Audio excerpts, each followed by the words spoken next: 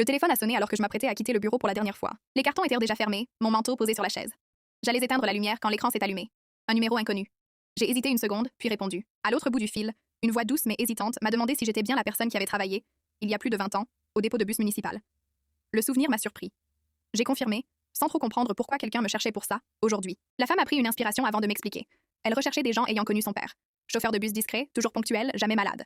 À la maison, il parlait peu de son travail. Il était décédé depuis plusieurs années, et elle réalisait qu'elle ne savait presque rien de la personne qu'il avait été à l'extérieur. Je lui ai raconté les matins brumeux, les cafés avalés trop vite, sa façon de saluer tout le monde sans bruit. Je me souvenais de son rire fatigué, de sa patience avec les jeunes collègues, de la manière dont il prenait toujours les services dont personne ne voulait. Des détails simples, peut-être insignifiants, mais vrais. Elle m'écoutait en silence. Quand elle a parlé de nouveau, sa voix tremblait légèrement. Elle m'a remercié plusieurs fois. Elle m'a dit que, pour la première fois, elle avait l'impression de rencontrer son père autrement que comme un parent. Après avoir accroché, je suis restée immobile dans le bureau vide. J'ai regardé autour de moi, conscient que je laissais moi aussi une page derrière moi. Ce soir-là, j'ai compris qu'on ne sait jamais quelles petites traces de nous restent chez les autres, ni quand elles deviendront essentielles.